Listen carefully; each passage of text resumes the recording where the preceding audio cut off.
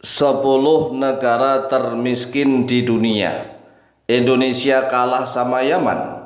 Kata siapa Indonesia kalah sama Yaman? Jauh sekali.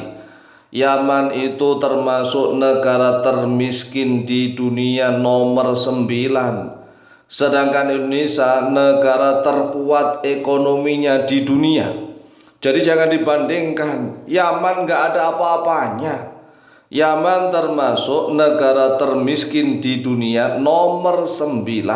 Termiskin di dunia nomor 9. Sedangkan Indonesia negara terkuat ekonomi di dunia nomor 8. Bahkan menurut kontan.co.id, Indonesia nomor ke-7 ekonomi terkuat di dunia. Jadi jangan sekali-sekali membodohi orang Islam Indonesia. Dan orang Islam Indonesia kalau mendengar ada oknum-oknum kabib yang mengatakan bahwa Indonesia ini ekonominya kalah jauh dengan Yaman, maka langsung saja ketik di Google negara termiskin di dunia begitu. Nanti akan muncul tuh artikel-artikel, tulisan-tulisan. Dan ketik pula negara terkuat ekonomi di dunia atau negara terbesar di dunia tentang perekonomiannya, akan muncul semua. Kita sebagai orang Islam di Indonesia jangan mudah-mudahnya mempercayai oknum-oknum kabib yang ngomongnya gedabrus, yang ngomongnya melepuk, dusta, bohong, penipu. Oleh sebab itulah kita sekarang ini kan zamannya zaman canggih. Kalau misalnya kita mendengar oknum-oknum kabib mengatakan bahwa Yaman lebih hebat, kata siapa? Yaman itu negara termiskin di dunia nomor 9, ndak? Kalau nggak percaya, ketik aja di Detik Finance. Detik Finance 10 negara termiskin di dunia. Nah, kita akan ucapkan nih 10 negara termiskin di dunia nomor 9-nya Yaman. Nah, kalau di Detik Finance nih dengan judul 10 negara termiskin di dunia berdasarkan PDB. PDB adalah produk domestik bruto per kapita. Yaitu nomor 1 nih, yang paling miskin sedunia nomor 1, Sudan Selatan. Sudan Selatan ini negara-negara di Afrika, ya, di benua Afrika ini rata-rata nih. Nomor pertama Sudan Selatan, nomor 2 Burundi, nomor 3 Republik Afrika Tengah, kemudian nomor 4 Malawi, nomor 5 Mozambik, nomor 6 Somalia, nomor 7 Republik Demokratik Kongo, kemudian nomor 8 Liberia. Nah, nomor 9 Yaman. Yaman itu adalah negara termiskin di dunia. Nomor 10 Madagaskar. Ini ketik lagi lah, atau ketik menggunakan bahasa Inggris. Kalau nggak percaya, ketik menggunakan bahasa Inggris. Oleh sebab itulah anak-anak muda di Indonesia nggak boleh langsung percaya, nunduk, manut kepada ucapan para kabib-kabib itu, sehingga berbondong-bondong untuk sekolah mondok di Yaman sana. Ingat, Yaman itu negara termiskin di dunia. Kalau Anda ke sana itu ya kesulitan nih. Kesulitan karena ekonomi.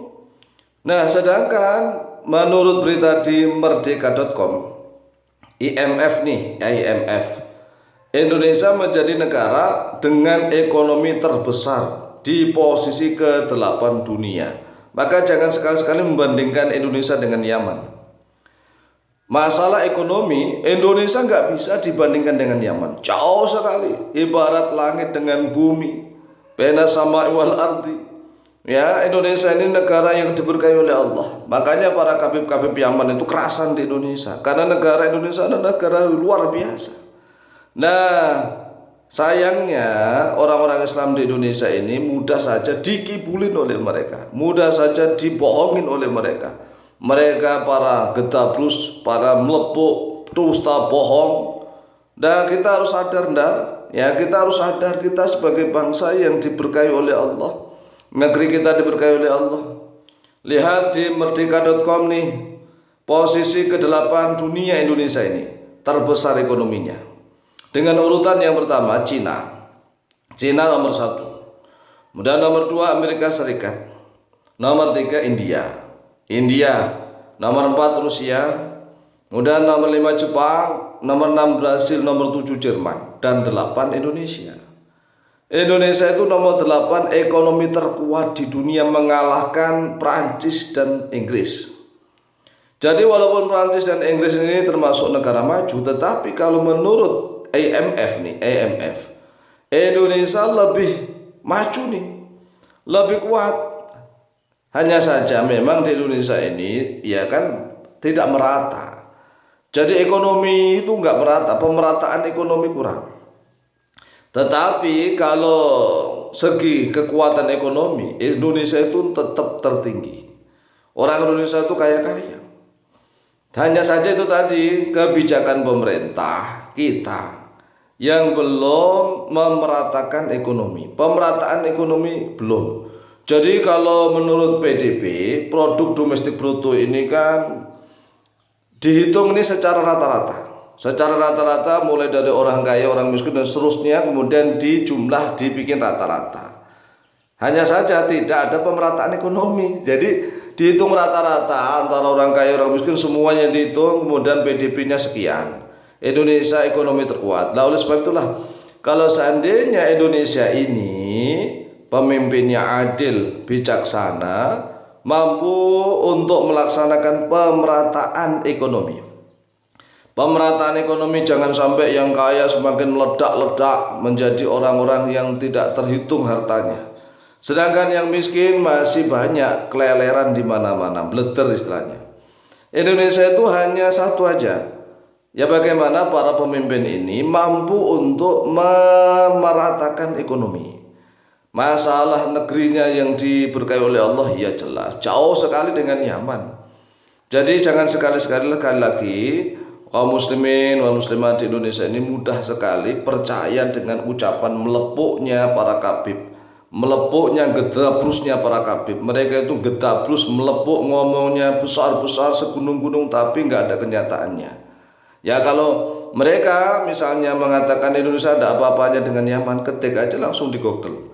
Ketik di Google, cari berita-berita. Begitulah menjadi orang Islam Indonesia yang cerdas, jangan mau dibodohin, dikadalin oleh mereka.